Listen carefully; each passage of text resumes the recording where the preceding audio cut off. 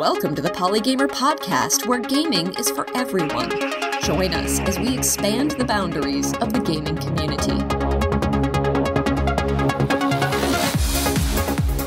Hello and welcome to the Polygamer podcast, episode number 124 for Wednesday, April 20th, 2022. I'm your host, Ken Gagne. We have talked about accessibility on this podcast before. It's a podcast about diversity, and that means making it available to everybody, such as transcripts for the podcast, and also accessibility for video games, whether that is adaptive controls or captions or colorblind modes, etc. We have had guests on the show to talk about that from very often the nonprofit sector, organizations like Special Effects that are working to make games more available to more people. But what about the academic side? We've had a lot of academics on this podcast talking about the history of gaming, but what about the accessibility of gaming and digital media more broadly? So today we're going to be having that conversation with the digital accessibility lead for Iowa State University, Cyndi Wiley. Hello, Cyndi.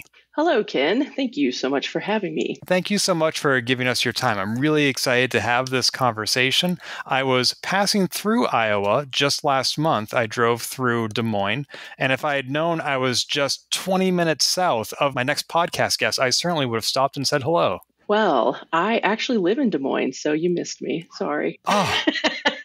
And a lot of people do pass through Iowa, but it's we'll claim that as the pass through flyover state. I'm good with that.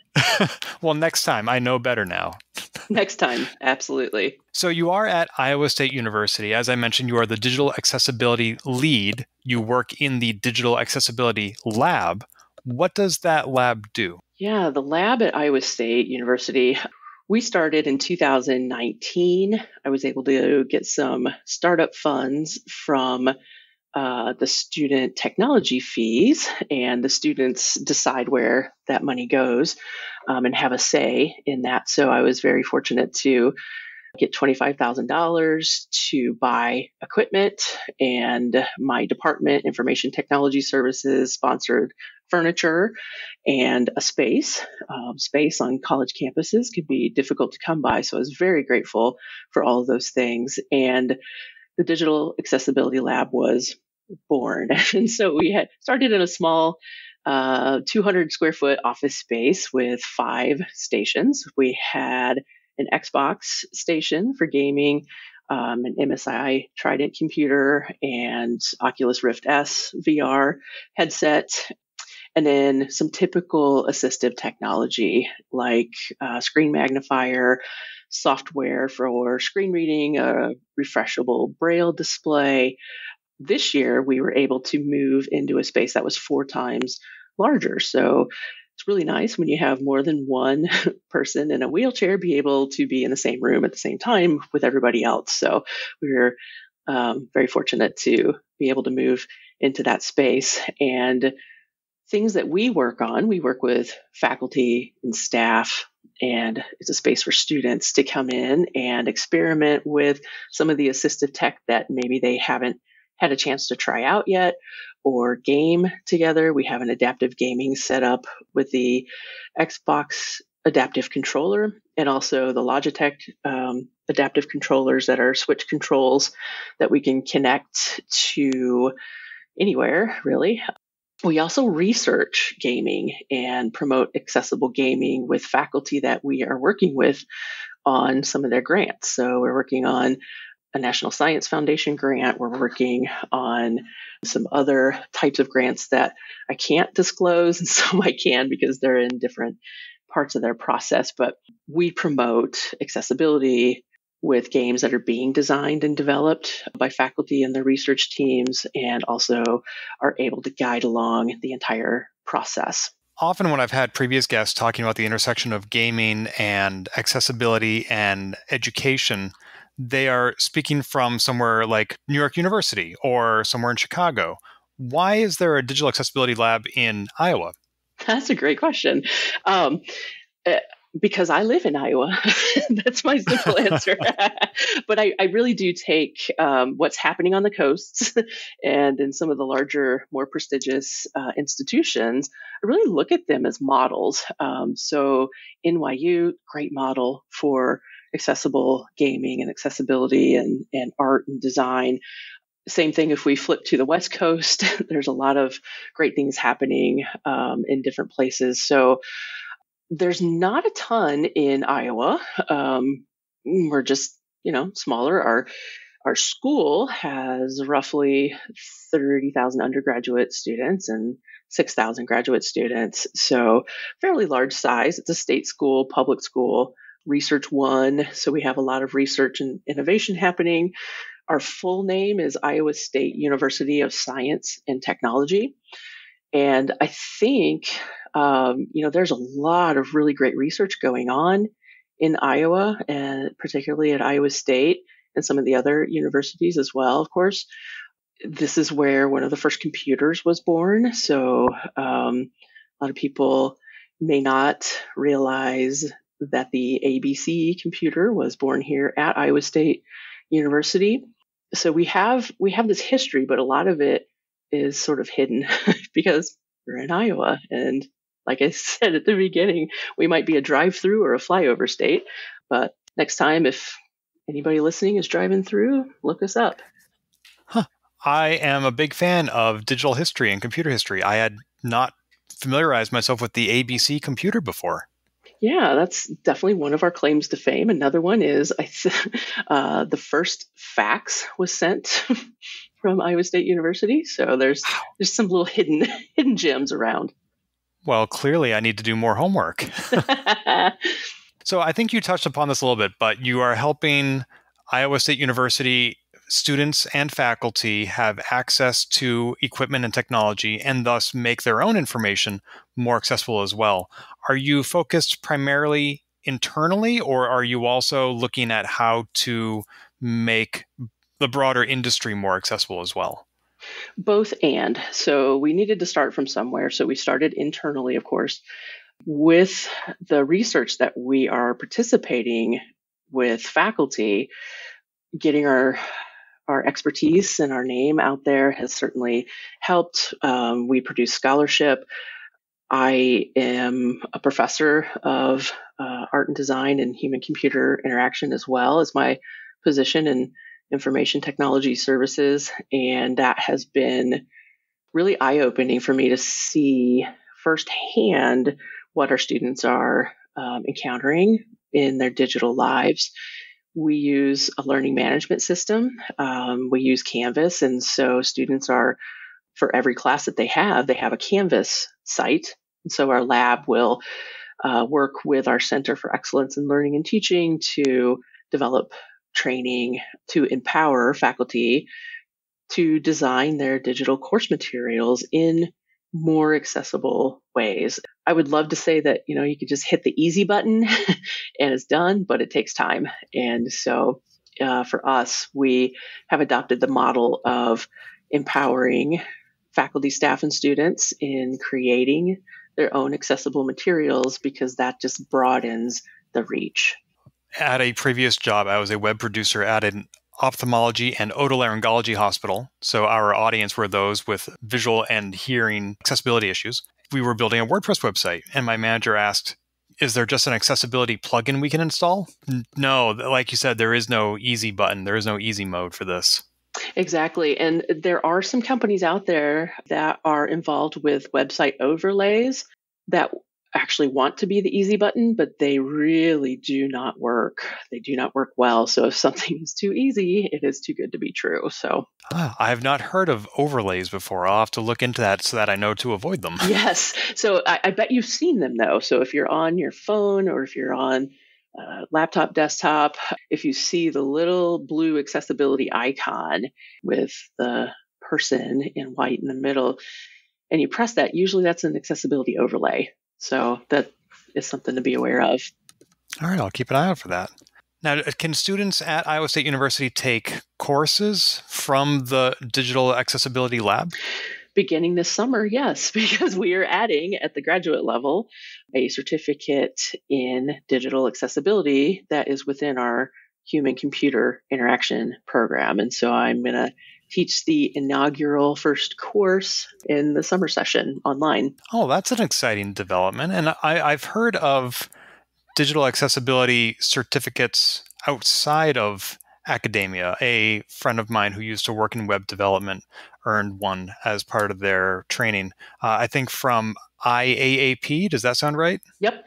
Yeah. So IAAP is one of the larger reputable places that there's a few different certificates that you can earn, and they're really good. They allow somebody to really dig deep into the web content accessibility guidelines, or WCAG, as they are lovingly known as for the abbreviation, how to make sure something is accessible, how to test it, and then how to make recommendations to make something more accessible that isn't. Well, so what is different from the IAAP versus what students will be learning at Iowa State University this summer?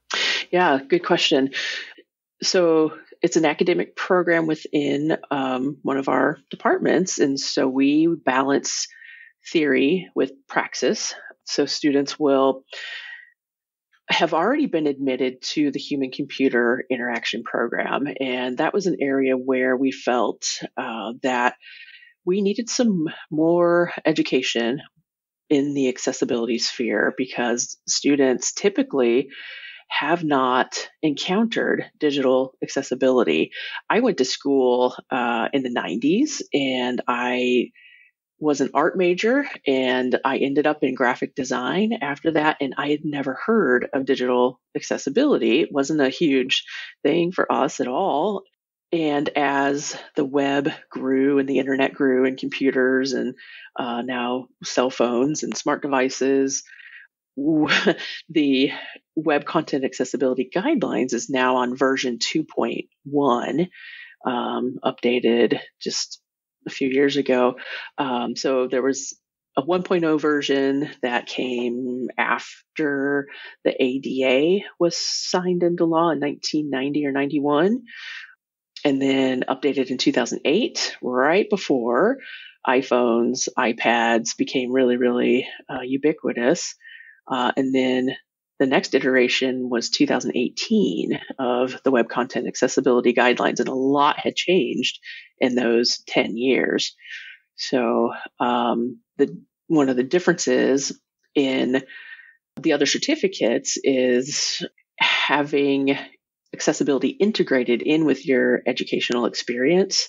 So the idea is somebody's not really going to be able to say, oh, Iowa State has a certificate, I'm going to just do that. We're not going to offer the certificate separately as a program, if that makes sense. It's going to be with current master's degree students in HCI, human computer interaction, and or PhD students who are already enrolled. It's a complement to their education. It's something that we noticed was missing and wanted to make sure that accessibility was a part of human-computer interaction.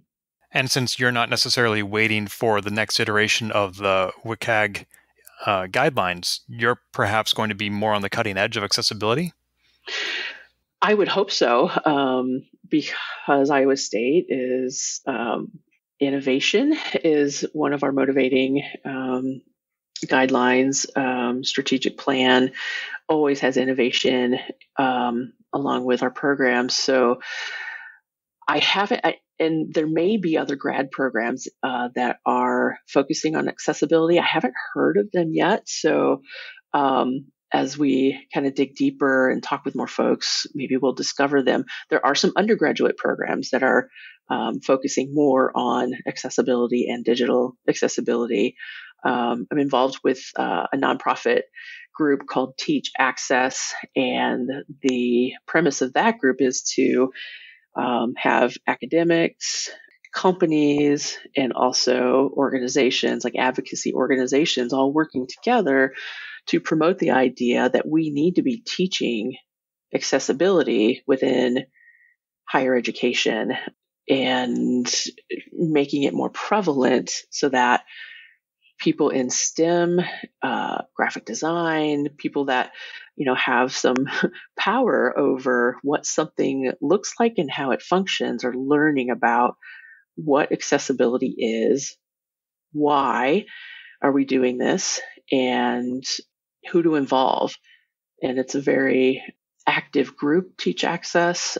Silicon Valley companies are involved, some other companies, a lot of different academic institutions across the US. We are talking about expanding internationally. Maybe in another year or two, we have a faculty grants program that is ongoing where faculty can apply for a grant to teach an accessibility module within one of their courses and get some money to help them do that if they need to purchase assistive technology or if they need to purchase an Xbox if they want to do accessible gaming or cover summer salary, then that's what that grant would help. Our goal is to reach 1 million students by the year 2030. So we're on our way, but not there yet. Wow, that is amazing. I had not heard of this group, but they are at teachaccess.org and on Twitter at teachaccess. I'll include links in the show notes. One of the common themes I've found in all the accessibility research I've done recently, both on your own writing and on Iowa State University's website, is the slogan, "Nothing about us without us." Can you elaborate on what that means? Yeah, we have this printed really largely on a huge poster in our lab. The origin of the phrase is still sort of a mystery, but it became popularized by James Charlton, and he had heard a couple of South African disability activists speak, and they said that phrase, "Nothing about us without us." When Charlton wrote a book called Nothing About Us Without Us, Disability, Oppression, and Empowerment in the year 2000, was attributed as the first book to provide a theoretical overview of disability, oppression, and what the saying, "Nothing about us without us," encompasses as a motto or even a manifesto is the idea that disabled people and people with disabilities, depending on if you use identity first or person first language, that we need to be included. And in the context of games and gaming, we need to be involved in the entire process from idea, design, development, to having access to play and recommending changes all along the way to keep accessibility in mind from the beginning. So nothing about us is referring to people with disabilities. And then basically, if you don't have people with disabilities involved, don't do it.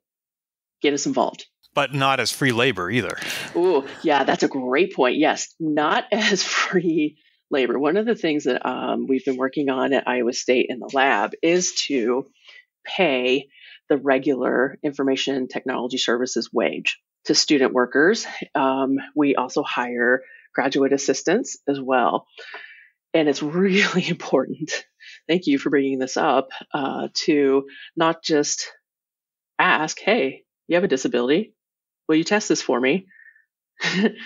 No, because my expertise needs to be worth something of value if we're going to contribute, and for that value to be fair and equitable.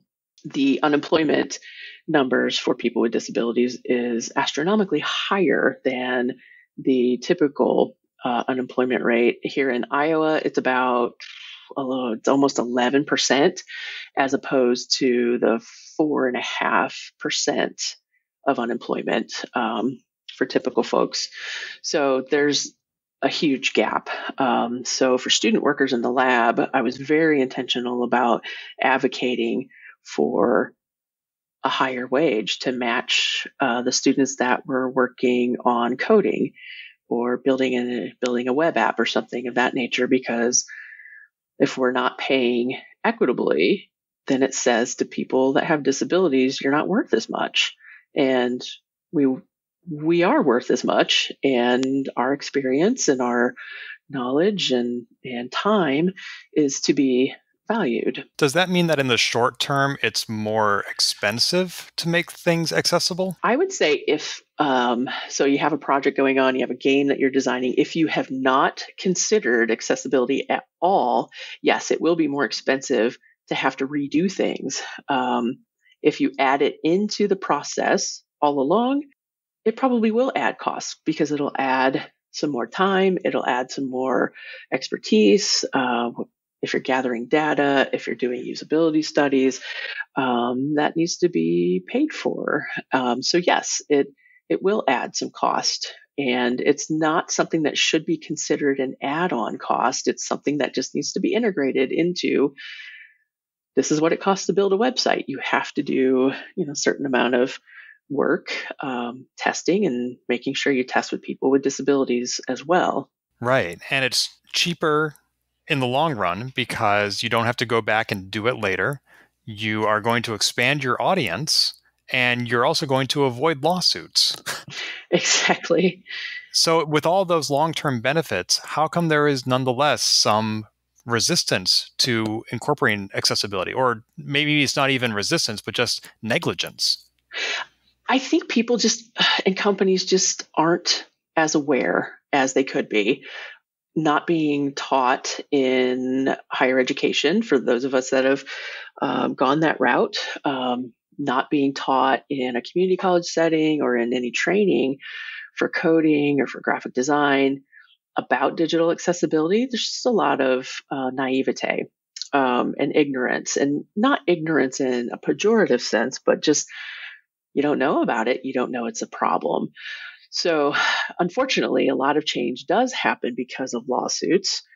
I never like to start with that because I feel that we should be making things accessible because it's not only the right thing to do, but more people are going to be able to use your product, and you won't have to go back and tear it down and remediate, spending a lot of hours and time and money in that process. So the focus changes a little bit. It's true, because the statistic that I've often seen quoted, let me know if this is still accurate, is that roughly 10% of Americans have some form of disability. And very often they're invisible, such as neurodivergence, or, for example, my mom who has multiple sclerosis. You don't know what people's life experiences are. That's right. And the percentage is about 20%. I think we're doing a better job of diagnosing those invisible and sometimes hidden disabilities like cognitive and learning disabilities, as well as the physical disabilities. So it hovers around 20%. On college campuses, it's going to be about that same number. You get a representative data point from students on a college campus. And for our college campus, we gather data if students choose to self-disclose. And so if a student doesn't want to disclose that they have a disability or may not know they have a disability, then the reported percentages are going to be a little bit less, but the number is going to hover around 20%. The Digital Accessibility Lab's website says that the number of students with disabilities entering college is increasing. Is that tying into what you're saying about more people identifying or diagnosis getting better, or does it actually suggest that college is becoming more accessible? Well, I would like to say that college is becoming more accessible, but I don't think it is yet. So I think we're in a place of, we don't really know why. There's not been a definitive answer out there that I've seen yet. And maybe it is, and I've missed it. But some higher ed is becoming more accessible in some spaces, on some campuses, and some just don't know about it yet, or simply are relying on the accommodation process. And so what we do at the Digital Accessibility Lab is if we can work with faculty to produce course materials that are accessible from the beginning, and students claim less accommodations or use less accommodations, I think that would be great. I still encourage students to claim their accommodation if they need it, because it is protection for them. For, there's always going to be somebody who doesn't fully understand what having a disability is like and how it affects them. So preemptive designing materials with accessibility in mind versus accommodations, that a student has an accommodation, it's documented, they go to something like a student accessibility services on campus, and they have an accommodation that is given to their faculty person that either they have to give to that faculty person on paper in person, which can be nerve-wracking and a shaming process in some cases, or it gets emailed to the faculty person electronically. So it can create a lot of discomfort and anxiety for students that have disabilities to approach a faculty person to say, hey, I need this from you. No, I can appreciate that. I had a student who was clearly having academic challenges, and when I pulled them aside, they said, oh, well, I live off campus. It's difficult for me to get on campus to use the computers here, and my own personal computer is too old to access Canvas, our LMS, etc. And I said, well, that all sounds true, but I also think you could have resolved that months ago, and we're this deep into the semester. So what's really going on? And he ended up telling me that he had recently received a diagnosis that made his academic challenges all the more difficult. And he hadn't told anybody because he wanted to do it on his own. We encourage the society of individualism where you don't ask for help. And unfortunately, in this case, he did need help and wasn't willing or able to ask for it until pressed. Yeah, and that happens a lot. Students don't want to ask for help because they're like, nope, I'm going to do it. I can do this. And oftentimes it is late in the semester when a student realizes, oof, yeah, I need some help. And, a recent diagnosis may have happened. One thing is that I don't know that students actually realize is that they do not have to share with a faculty person their actual diagnosis. They can choose to, like that student chose to with you, but they do not have to. And it's the same for employee accommodations. I have a workplace accommodation here at Iowa State, and I worked with HR. It's documented on file, all that good stuff. I do not have to disclose what my actual disability is with my supervisor. I just need to disclose that, okay, I've worked with HR, I have the appropriate paperwork, and here is what I need. And fortunately, my supervisor is fantastic. Our department has embraced a work flex program. Our whole university has actually just put into policy a work flex program for staff. And that is very, very good news for other college campuses that have staff with disabilities as well. And it can be accommodating to everybody. If you have kids that you need to pick up or take to school and you have flex time, that'll help a lot. And you may not have a disability, but maybe you can still, have some work-life balance with that schedule. I have worked for employers who see their employees as means to an end, and I've worked for employers who see their employees as people first. And the difference is striking, and it's really important to find a place that respects their employees, because if you can't do your job as a human, you can't do your job as an employee. So true. Yeah, if it's hard to just get up in the morning and get to work, and whatever work you're doing, everything is equally important. It is hard if you're just having trouble getting somewhere, and then when you get there, if you have trouble navigating the space, then that's difficult too. Well, unfortunately, with this pandemic, I'm not going many places anymore, and that's partly because a lot of things have moved online in the last 2 years, academia being one of them. A lot of teaching has started happening online. Would you say that the pandemic has made a clearer case for the need for accessibility? It has. What we were seeing at Iowa State and a lot of other campuses, I've heard from colleagues that work smaller colleges, larger colleges, any size really, it fast forwarded the need for accessibility because of the digital technologies that we were using to conduct class work, like a lot of other industries. And I recognize the privilege in that. So I have broadband internet access, both on campus and in my home. For some students that were in rural areas of Iowa, they didn't have internet access. And a lot of faculty just assumed that they did. And so for access and accessibility, we've now realized, oops, yeah, this is important. We need to have the internet too.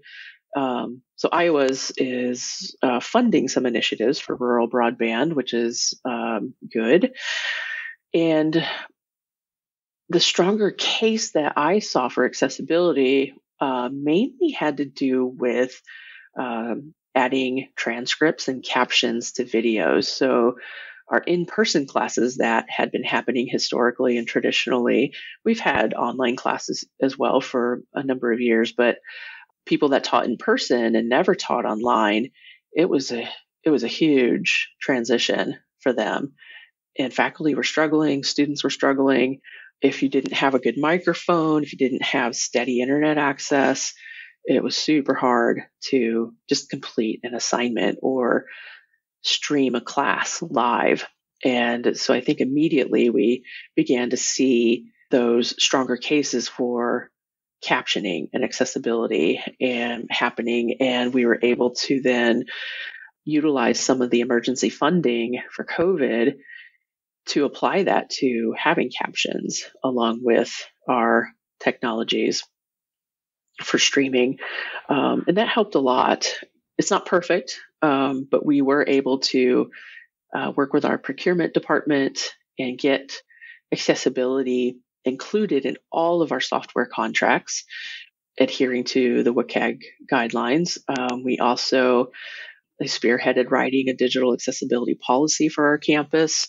A lot of campuses do not have a digital accessibility policy, and so there's no way to track anything that's happening, any issues, and just make a clear case for what is expected of staff and faculty when we are producing digital things, digital materials and products. So the timing, COVID, the pandemic has been terrible, and the stronger case for accessibility gives me hope that we are hopefully emerging out of this, hopefully in a better place. But I don't know. It's also been hard for people with disabilities and COVID because immunocompromised faculty had a hard time coming back to teaching in person.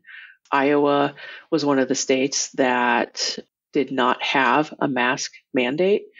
So we've had some issues still ongoing. But the things that you have been able to do, like the additional captioning that you use the emergency funds for, in theory, that's stuff that should have been happening all along, and we hope it will continue even after, if ever, this pandemic is over. Absolutely. That's the case that I made, and leadership at our university is very supportive of the ongoing funding for a digital accessibility toolkit. So some tools to put into faculty's hands, some tools to put into staff people's hands who are working on websites. Those tools don't pick up everything as manual testing would. So having a policy in place allows us to be able to schedule audits and manual testing just to make sure that our materials are compliant and hopefully going above the minimum. So being able to advocate for some things to be centrally funded has been really powerful, and to have leadership's support and their buy-in of, yeah, this is very important, let's do it, has been crucial. So we've been talking a lot about accessibility. In the graduate course I used to teach, I would introduce my students who were developing their own websites to the concept of usability. What is the relationship between those two concepts? Yeah, these are two separate things, but should be integrated. So going back to the ADA, the Americans with Disabilities Act, it actually only requires minimum amount of compliance.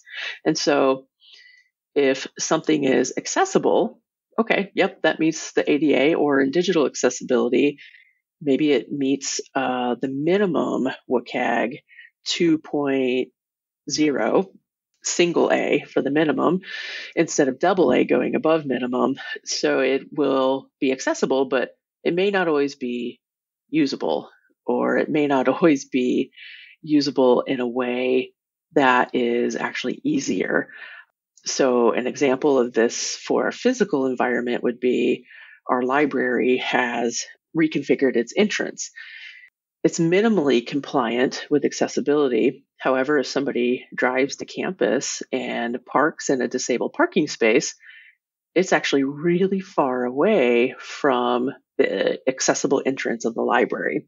For usability, it's it's not as usable, but it's minimally compliant with accessibility. So we need to balance those and make sure that, again, we're involving people with disabilities to share their experiences right away. That's a really interesting example you just gave about the disabled parking spot. I was taught in what little I know of usability that when you make something accessible, you inherently make it more usable as well. Is that not always the case? No, I would say that's not always the case.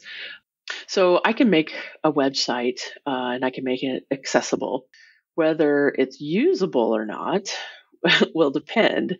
So if I make the website and I've made a target audience of college students, because that's, in my world, it could be, it's not going to ever be 100% fully accessible to everybody. If I hear that statement from other people, I'm like, no, it's not. It's just not. It's not going to be 100% accessible for everybody. But our goal is to make it accessible for as many people as possible, including those with disabilities.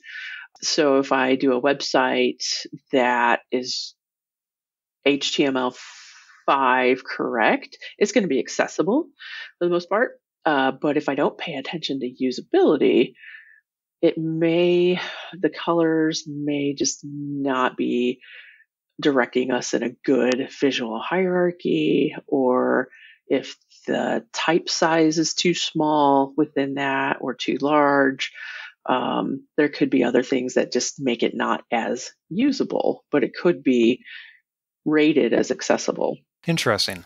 The example I once been given was analog, and it was referring to the curbs at street corners, where when you put a ramp so that people don't have to step down, but they can roll down, then that makes it accessible for wheelchair users.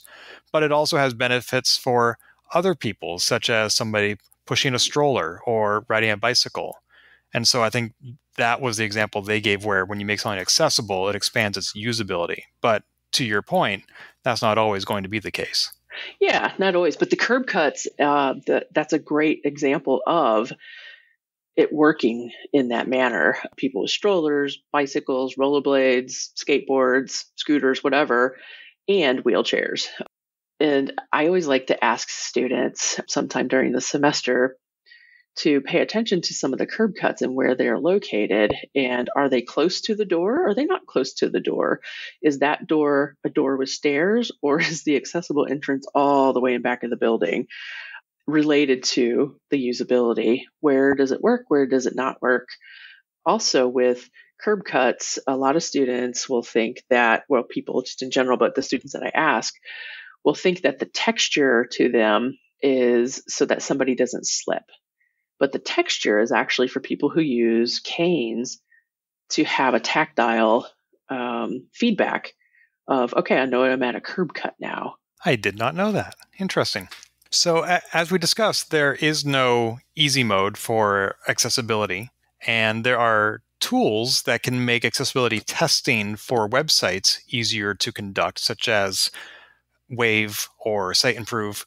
What about for video games? What tools do you use to test the accessibility of a video game, or are there any? Yeah, for video games, it aligns with WCAG and also the 21st Century Communications and Video Accessibility Act, which is a law that also applies to video games. It's telecommunications access and video programming.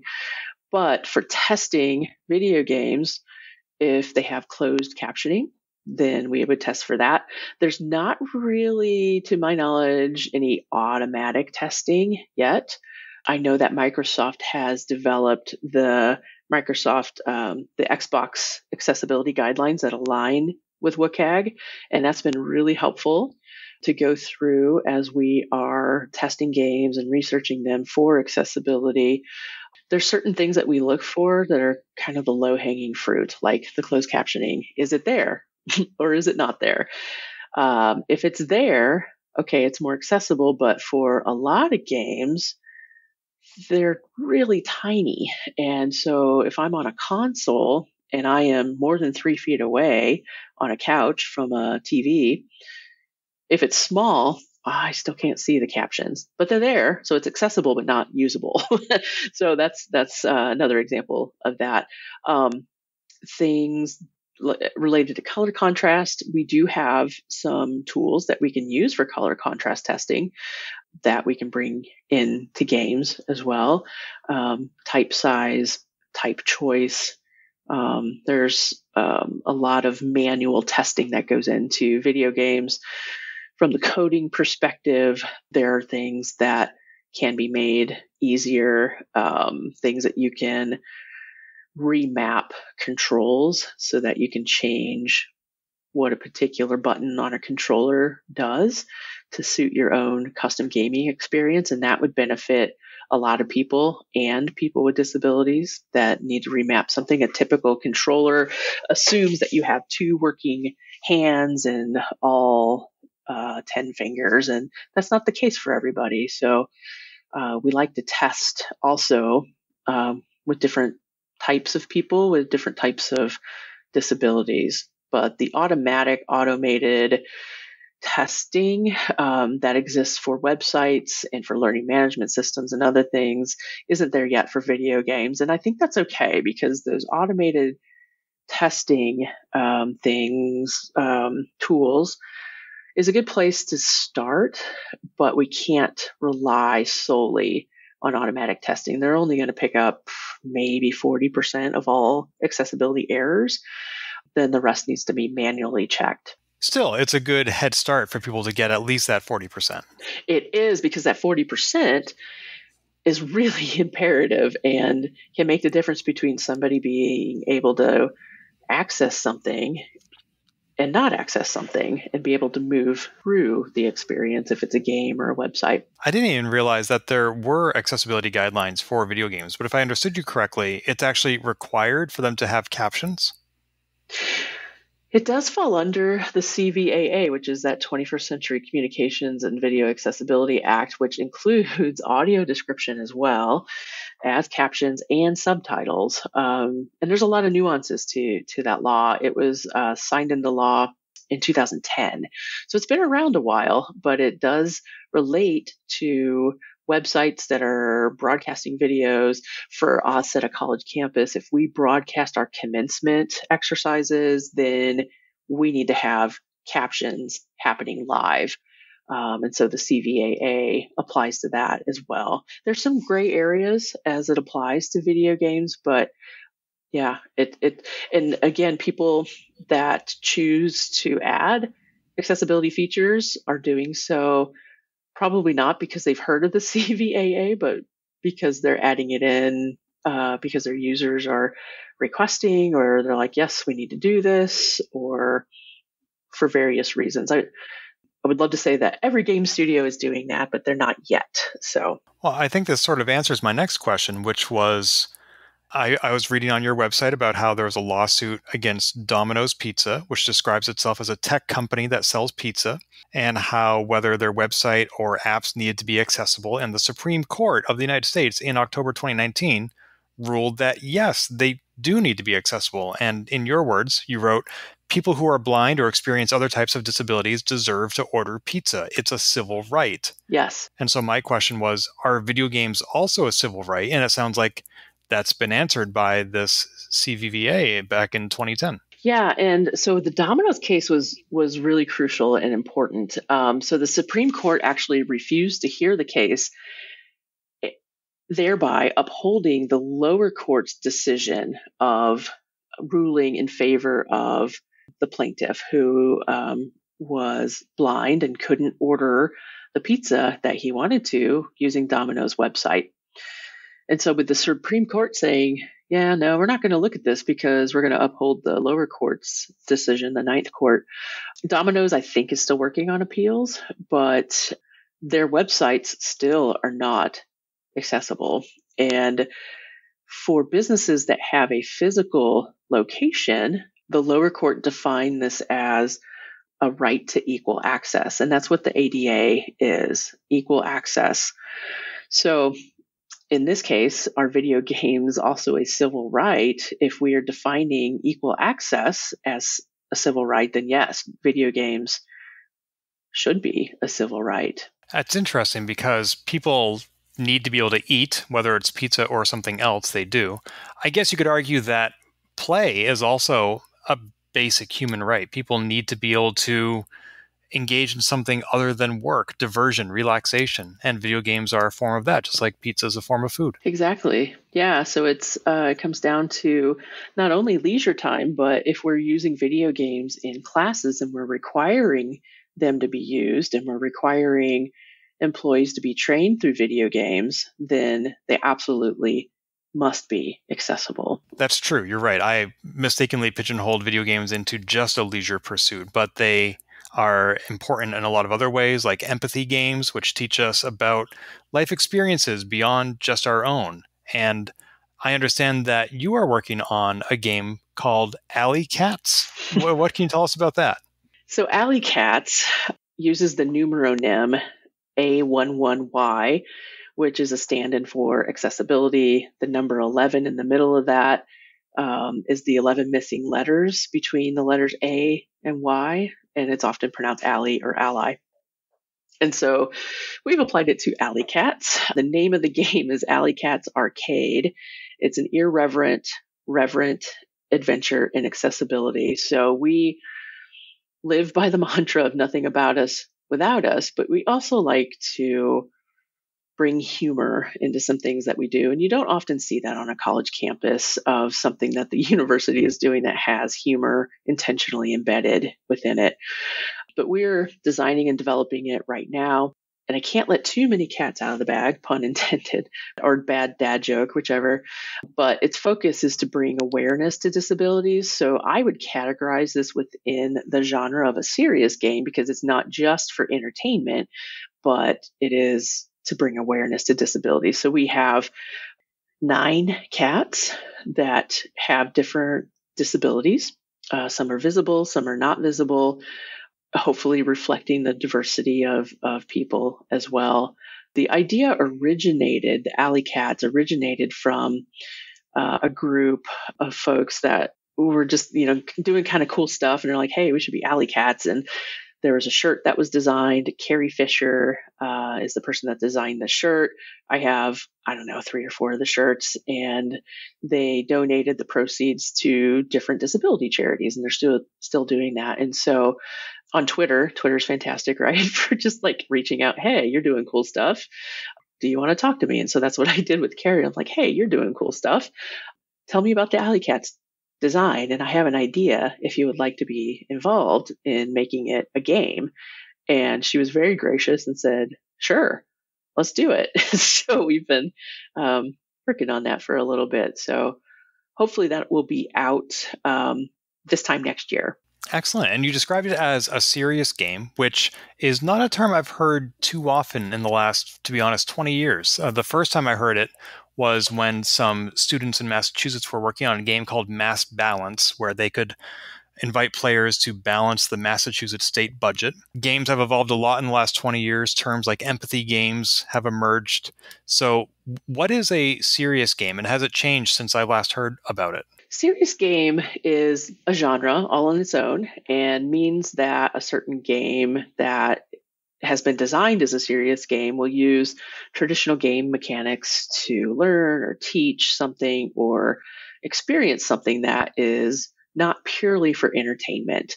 So whether that is digital or analog or a combination of both.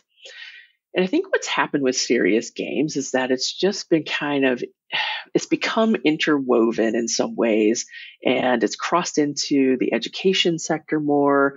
It's morphed into edu games. You mentioned empathy games. It's become some other things, but at least in academia, it still exists as a genre in of itself. And just because it's serious, does that mean it's not fun? Right, exactly. So our Alley Cats Arcade, Irreverent, Reverent Adventure and Accessibility is a serious game, but should be fun and should be humorous. So yeah, it can be a misnomer. A serious game has to be not fun, but no, a lot of them are fun. Well, good. I look forward to having fun with Alley Cats. I will let you test. Oh, wonderful. So that's obviously going to be a game that has accessibility baked into it. There are some other good examples in the past few years, like Celeste, which is a hard as nails platformer, but it has options that make it available and accessible to a variety of gamers of abilities and skill levels. And then there are games like Dark Souls, which some people have objected to the introduction of accessibility features, claiming that the challenge of the game is what makes it so popular. And if you make it easier and more accessible, you actually dilute the game itself. Cyndi, what's your response to that? My response is get over it. I mean, that's obviously my opinion, of course. And I say that because you can still participate without turning on the assist mode in Celeste and other Souls-like games. Miyazaki designed the games to be difficult, and you need to explore the territory. You need to explore by the mechanic of dying. It's a built-in mechanic that you die in those games and then you start the level over unless you didn't reach a certain checkpoint, and then you have to go back a little further. You won't lose the whole game, but it's encouraging this idea of repeated gameplay. It's encouraging failure already. So it's encouraging difficulty with your progress in the game that is dependent on what you uncover and what you come across. And I mentioned the assist mode. So the assist mode for games like Celeste can help move a player along. They can adjust the difficulty. A player might choose to change settings to less difficult to get through a particularly challenging part, and then may set it back to a higher difficulty level. So it puts more control on the player side with the ability to toggle on and off certain features. For this genre, Souls-like genre, navigation is a big part, and having accessibility features for larger text and good color contrast are important. Having a map that you can see, that you can zoom into and it doesn't lose resolution is important. Reading level can also affect game difficulty. So many games in this genre have these cryptic messages as part of the mechanic. So keeping the reading level at elementary school level is important for accessibility. So it depends on your target audience though, right? So if you are going for a more adult audience, then maybe it's more than an elementary school reading level. Yeah, I think that we gamers get really aggressive about this topic, and I want the ability to be able to have that control. Esports is a whole other area too, where if you do change game settings, then how does it change the competition? And that's, certainly an ongoing conversation too. But for a game like Celeste, I want to be able to make the changes I need to do to be able to play. Yeah, it's certainly a form of gatekeeping, because when these are one-player games, especially like Celeste, how does it affect one person how somebody else chooses to play the game? Yeah, that's the argument, right? Of if I'm playing Celeste and I'm at home, I'm not affecting somebody else's gameplay. I kind of hear the same argument in the LGBTQ community. What am I hurting by being gay? Who am I hurting by being gay? It's my experience. And to talk about empathy games, so we have in the gaming industry and also in user experience, human-computer interaction, graphic design, interaction design, we have misused the word and the idea, the concept of empathy altogether. And the old adage of step into somebody else's shoes, we can't. We are never going to be able to fully understand someone else's experience. We're not them, and they are not us.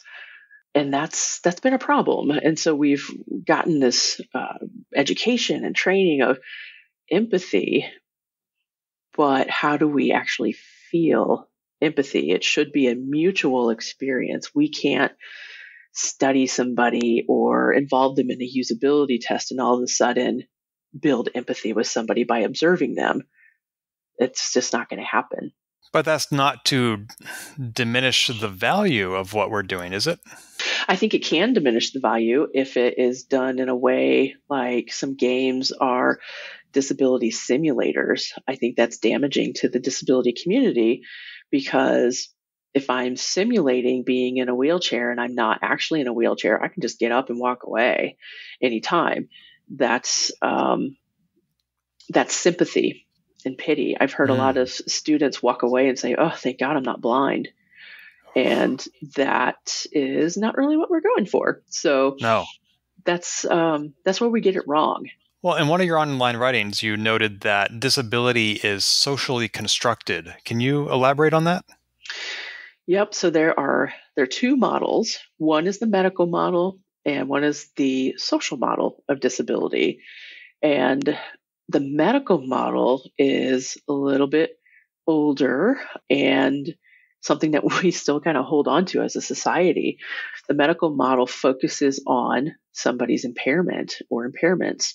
And often this means that these should or could be fixed. And so it actually causes focus on our own morbid curiosity of what's wrong? What's wrong with you? Or, oh, I see you're in a wheelchair. How'd that happen to you? That's the medical model, focusing on somebody's impairment. The social model is all about disability being caused by how society has chosen to organize itself.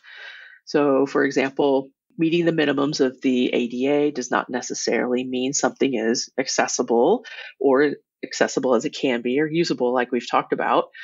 And the example that I gave earlier of our campus with the accessible entrance to the library on the far side of the building from disabled parking, this is an example of something that's been socially constructed because people have chosen where to put the accessible entrance and where to put the parking, that is not focused on the person. So it's, and in terms of digital accessibility too, so for a course that has digital materials like a PDF file, a lot of faculty will just scan a PDF of a book, and that turns out to be an image, and it's not accessible for those with visual impairment, certainly, but it's not really good for anybody because you can't really zoom in. It loses resolution. A screen reader can't read it because it doesn't recognize it as text. So that would be a socially constructed disability, that if the PDF were an actual text file, then somebody won't experience disability with that file, hopefully. Well, thank you. I was trying to, on my own, think about what it might mean to be a socially constructed model. And I think I got it right, because we build our society with a specific model of human in mind, but bodies and abilities are all different shapes and sizes, and we don't do a great job of accommodating anything other than that one mental model. Yes, exactly. So we've been talking a lot for the last hour about accessibility of websites and video games, and I want to be respectful of your time, but I have one last kind of a big question to ask you, which is, on your website, you wrote that underlying all your research is inclusion with a focus on digital accessibility, LGBTQ plus issues, racial equity, anti-racist pedagogy, and social justice. Everything that you just named in that list is nothing that I was raised with. I'm curious, how do you get to have those values? Why is this your calling? Why are you the digital accessibility lead for the Digital Accessibility Lab at Iowa State University? Why was that your calling? Yeah, I grew up in rural Missouri, so this was not on the list of what we were taught or how we grew up. So, and I like how you phrased it as my calling, because I really do feel like this area is where we need more work and we need more attention to. And so for me, I want to use my voice and the privilege that I carry to amplify the problems of people on the margins, which include myself. And I think what happened really was I came out as lesbian grew up thinking I was really, really different, grew up not being able to read very well. And I compensated with the classroom, and I was able to do fairly well in school. But socially, I crashed and burned. And so it has been a personal journey for me to accept who I am and how I interact with others, and also to learn from other people what's important to them and why does dominant culture get to decide things that are relevant to me. And there's some ways that I fit within dominant culture, and there's some ways that I fit in the margins. And so I can skirt back and forth. I kind of liken it to code switching in a way, but it really is what I said before about empathy, is that I cannot step into another person's shoes. I'm not going to know what it's like to be a man because I haven't been a man. I'm not going to know what it's like to be somebody else from a different race because I'm white and I carry a lot of unearned skin color privilege with that. And so if I can use my story and my voice to talk about these things, reaching different students, having conversations, and not bringing people over to my side. That's not what it's about. I don't need people to agree with me, and I don't need to disagree with others. I'd like to just have a civil conversation about it, have a civil discourse. And we're so decentralized, not only in our campus here at Iowa State, but our country is kind of decentralized as well.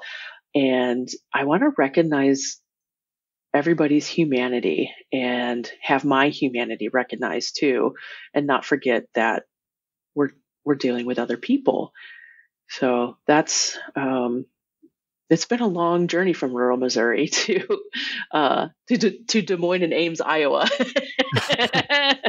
but to have the focus and attention on digital accessibility and the other issues of social justice, those feel pretty big, and I'm never done learning. Well, I really admire your willingness to have those conversations, both with me and with your students and your peers, because it's not your job to educate people about your life experiences, but you're nonetheless using those experiences to help make a more accessible world. And I really admire that. Thank you very much. I appreciate you saying that. So for those who want to follow you or your work online, where can they find you? I am everywhere online. And a lot of times I go by the moniker of Dr. Meowface because I like cats and dogs. But Twitter, LinkedIn, I'm on Twitch, but I don't really do anything except watch other people on Twitch. TikTok, I'm not participating fully in that as well. But yeah, you can find me by my name, Cyndi Wiley, or Dr. Meowface. Excellent. There'll be links to those in the show notes at polygamer.net. And also, I should have asked you, how can listeners help either with accessibility or with the Digital Accessibility Lab? Yeah, that's a good question. I think for users to help is just to, when you notice that things aren't quite right on a website or in a game, like it doesn't have closed captions or something's too small, send them a message, send the company a message, tweet about it, post a picture on Instagram about it and tag it.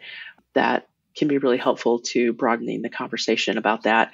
And for the Digital Accessibility Lab, since we're based within the campus, just keep a watch out for us and for some presentations that we may be part of, or games that we build, like the Alley Cats game, and test those out, play them, and let us know what you think about them. Fantastic. Well, I look forward to that game and also to hearing what comes next from you and from Iowa State University. Cyndi, thank you so much for your time.